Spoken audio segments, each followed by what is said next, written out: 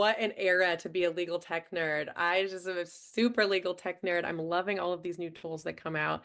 There's And so it's many, right? there's so many, right? But also Yeah. there's so many that you can trial for free and you can test out. And I think one thing that legal teams can get into a hole of is, oh, I need specialized software for this thing that we're doing. There are specialized legal softwares you probably need, and legal really shouldn't be the team at the company that's driving what ticketing system we use overall, what sort of internal wiki we use overall. So I'm also very cognizant always of the technologies that are being used by our partners. How do we adapt and use them at the right time?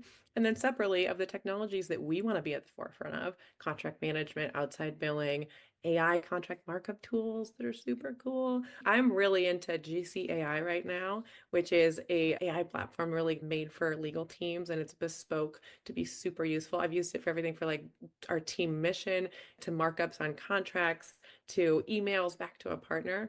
We use a contract management software platform. We use SpotDraft. I've used Ironclad in the past. We use a ticketing system that's no code, low code, specific for legal teams. But I'm really excited around all these tools around AI efficiency, including one that we're trialing that will integrate with your Slack and respond to questions that people post into a public Slack channel with answers from your FAQ bank. So the number of times we get questions about how do I submit a contract, those kind of things. How do I get the most low value things that our team does off our plate? Right. Mike, what about you?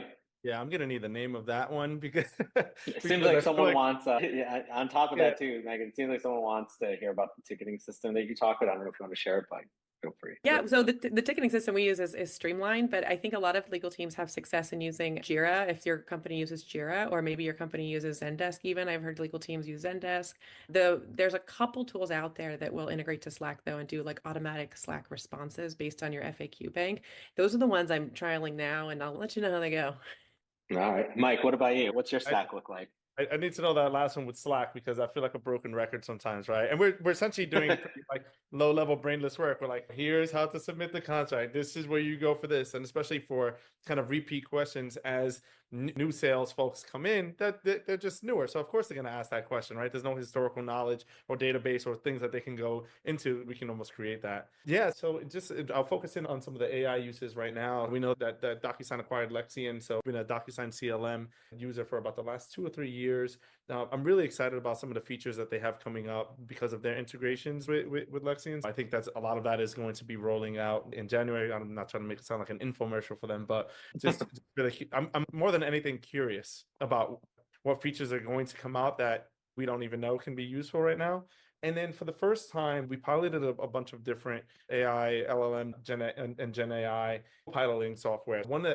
We do have, we're a G Suite company that's basically we're working off of Google Docs and that sort of thing. So we did try out the Gemini, and that's something that we just signed a enterprise contract with. And what I was a little bit skeptical at first, and I was just like, can this be used for contract review? I have found it to be scarily accurate. And what I mean by that is, let's say you're doing diligence and you're pulling a 100-page contract, and you're just like, you can do a control F and try to find the termination for convenience, or you can type in what are the termination for convenience rights in this contract. It will not only point you to where it is, so then you can trust but verify. It will point you to where it is. It will give the interpretation and then the other clauses that it may affect. So if termination for convenience is 5.1, it will say, hey, termination for convenience was also addressed in this other thing that talks about non-appropriation. Also brought up in this other thing that talked about they'll terminate even if they have the right to terminate for whatever other reason. So I just found it to be, it quite literally provided the answer to me faster than I could scroll down to the section of where it was in that Wow. contract. So again, I'm not going to blindly copy and paste that as the answer, but just in terms of making you faster, I think a lot of these tools, and then similarly like Superhuman in terms of email, has been fantastic for us in terms of creating automated responses, scheduling responses for later, separating into different workflows. It's just overall has made, and I think aside from legal, the entire C-suite faster.